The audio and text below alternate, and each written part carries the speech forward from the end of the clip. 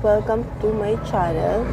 And gusto ko lang sana sabihin sa inyo guys, sorry kung hindi ako nakakapag-upload ng mga nakaraan kasi kung naging busy man ako sa mga naasikaso namin mga requirements, tapos mga nilalakad namin importante, medyo naging busy talaga ako kaya hindi ako masyadong nakakapag-post.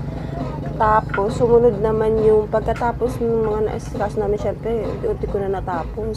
Eto na, nagkaroon naman po kami ng isa-isang mga sakit, nagkaroon ng sunod-sunod kami actually. Tapos yung pinaka-panganay namin is, siya naman yung pinakalas na nagkasakit ngayon. Ayan, siya na lang pinakalas. Pero ngayon pagaling na siya. And thanks God kasi hindi ganun kalala yung mga sakit niya. Lagnat lang, ubot sipon, ganun. Tapos yung sa daddy namin is trangkaso. Dala siguro yung trabaho, tapos pabago-bago ng weather. Tapos sabi nga din nila dito na uso nga yung sakit. So sa akin, hindi naman nagtagal. Naagapan yung sa akin, tsaka sa mga bata. Sa daddy lang namin yung medyo sobrang tagal, tapos sa bunso namin. Pero goods naman, gumaling naman sila lahat. Kaya tingnan nyo, nagkaroon ako ng mga tigya-tigya. Pero kaya mapapansin nyo is namamalat siya kasi ginagamot ko siya. Gumagamit ako ng mga ointment para lang hindi siya lumaki ng grabe kasi nakaka-stress yung sunod-sunod yung pagkakasakit, sunod-sunod yung mga nagiging problem. Pero bad lang naman, hindi naman talagang grabe. And then, cheers tayo guys. Cheers tayo ng gatas. Gatas lang muna tayo. Hindi pwede masobra ng kape. Kaya minsan dapat balance lang. Diba? Tsaka bawal sa akin masobra ng kape.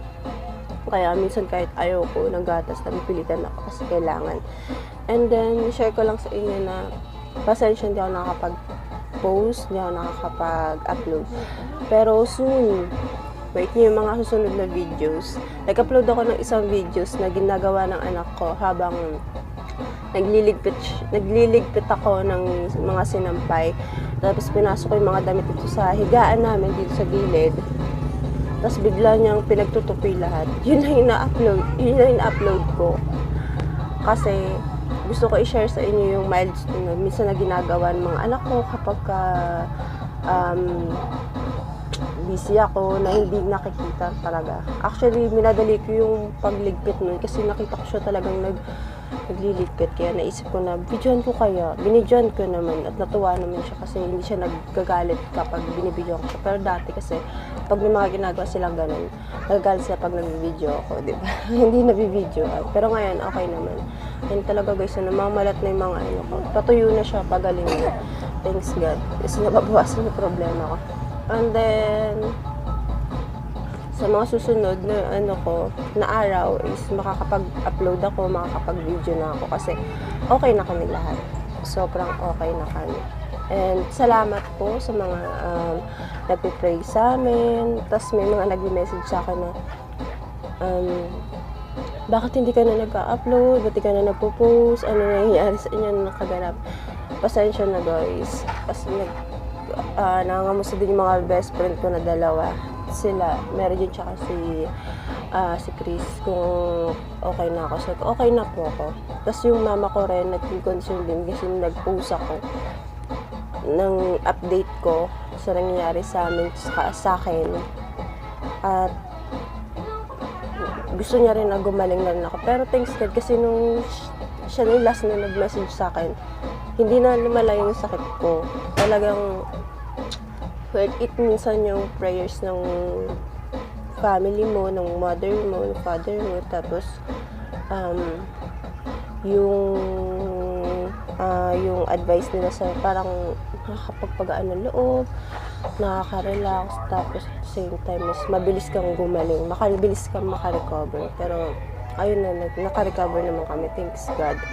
Thank you din kay Lord kasi siya yung lagi kong kinakapitan at lagi kong nilalapitan tuwing may mga problema ko or may gusto akong sabihin, tapos may gusto akong maalis katulad ng mga sakit-sakit namin. Thank you Lord po.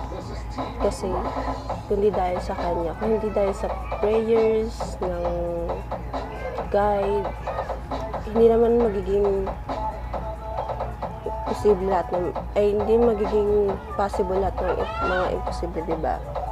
Kaya anong masama kung magpipray tayo palagi.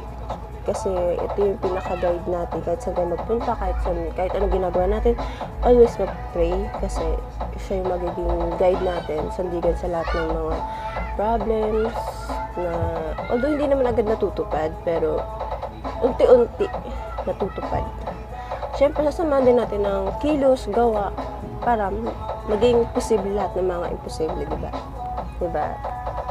Thanks guys for all supports, and thanks nga pala dun sa pag-improve sa Facebook kasi nagdadagdag ng followers. Thank you dun sa followers ko, tsaka sa share, likes, tapos dun sa mga nanonood ng videos ko, nag-i-increase po talaga. Thank you so much sa lahat ng support, sa lahat ninyo. Thank you sa inyo. Tapos ang dami pang nag-a-add sa akin, tapos ang dami pa nagpa-follow. Thank you. Sorry guys, hindi ko kayo masyadong maasikaso ng lahat sabay-sabay. Unti-unti ko sine-check at unti-unti ko ina-update yung mga followers ko kung ilan na sila, tapos kung ano sila karami, tapos kung ano nangyayari sa Facebook ko. Nag-increase pa rin siya kahit na medyo busy ako at nagkakasakit kami. Thank you sa inyo. Nag-improve pa rin siya. And then sa YouTube ko, thanks kasi nagdagdagan ako ng subscribers. Although maliit pa siya, pero salamat pa rin kasi at least meron naniniwala sa mga videos ko, meron nanonood. And thanks for the watching kasi na may mga views na tumataas. At kahit hindi ako nakakapag-upload lately, hindi ako nakakapag-post, hindi ako naging masyadong active dahil kasi nga dami nangyayari, diba? Thank you pa rin kasi meron nanonood ng mga past video ko.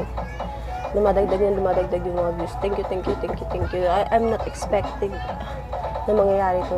Hindi ko akalain mangyayari siya talaga ng ganun. At kanina ko lang siya nakita. Sobrang thankful kasi nadagdagan yung subscribers ko, nadagdagan yung viewers ko, tas yung mga nagla-likes. Thank you talaga sobra. Thanks do sa Facebook ko, followers, subscribers, sa YouTube. Thank you sa inyong lahat. Thank you din sa mga nagpe-pray for us. And thank you din po sa mga sumusuporta, sa mga nag-message, sa mga nag-comment. Thank you guys. I hope na maka-upload pa ako ng mas marami pang video sa mga susunod na araw at abangan nyo na lang ang mga bagong videos natin. Thank you guys. Please like, share, and subscribe, and follow my Facebook and my YouTube is follow my Facebook is Enelrad sa Lirutram na Dabar, nakabaliktad lang. And then sa YouTube ko is Darlene Maturillas Rabadon.